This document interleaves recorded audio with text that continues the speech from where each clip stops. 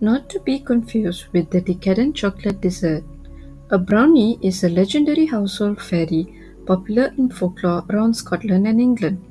In folklore, brownies are said to inhabit houses, especially in the unused corners of the home, and aid in tasks around the house. Every manor house had one, and in the kitchen, next to the fire, was a seat which was left unoccupied for him. However, they do not like to be seen and will only work at night, traditionally in exchange for small gifts of food, their favorites being porridge and honey. Brownies seldom speak with humans. Owen was a very irresponsible boy. At home, he never cleaned up his room or helped his mother with the house chores. If he played with his toy cars and figurines, he left them strewn all over his bedroom floor. His mother would say, "Oh dear Owen, what a mess you've made. Clean it up at once." Owen would just put his tongue out at his mother and run off. This went on for some time till Owen's mother could take no more. "I've had enough of your irresponsibility, Owen. I can't be cleaning up after you every time you make a mess. If you keep this up, the brownie is going to take care of cleanliness and teach you a lesson or two when he's at it," said Owen's mother. Owen was curious and asked his mother, "Mother, how can a chocolate confection clean the house?" She replied him saying, "No, Owen, it isn't a confection. You just wait and see for yourself." His mother grinned to herself and walked away. Who is this brownie guy?" thought Owen to himself. He quickly dismissed the thought and started to play with his toys.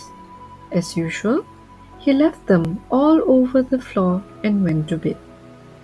When he woke up the next morning, his toys were neatly stored away into the storage box. Owen was perplexed. Normally, his room was cleaned by his mother after he had gone to school. Did his mother clean his room while he was asleep? Owen made up his mind to ask his mother over breakfast. "Mother, did you clean my room this morning?" "No, I didn't," replied his mother. "But my room is spotless," Owen said. With a mischievous glint in her eye, she said, "I told you so." Before he could ask another word, the school bus honked and he dashed off for school. After Owen was home from school, his mother told him to help her fold the laundry. As was his wont, he merely dumped the laundry in a heap on the sofa before getting a snack fixed for himself. When he returned to the hall, he found the clothes neatly folded. This sent shivers down his spine. His mother was in the garden, so who folded the clothes? Owen wanted to know who this secret helper was. A plan was devised. Owen set a honey cookie and a small glass of milk on the dresser by his bedside and started to play with his toys before bed. After playing, he left his toys as it were on the floor and went to bed. Some time after midnight, Owen awoke to a crunching noise. He peeked out from under the bed covers and saw a short man eating the cookie that he set out earlier. The moonlight streaming through the bedroom window illuminated the room well, allowing Owen to make out the strange man's features. The man was rotund at the waist, like a wheel of cheese. Dressed in rags, the knee-high man had brown and wrinkled skin with curly brown hair. Owen let out an audible gasp. The man looked up from his cookie and smiled warmly at Owen. "Who are you?" stuttered Owen. "I'm Ambrose. Nice to meet you, Owen," said the man. What are you doing in my bedroom, Ambrose? Why, to clean up after you, of course.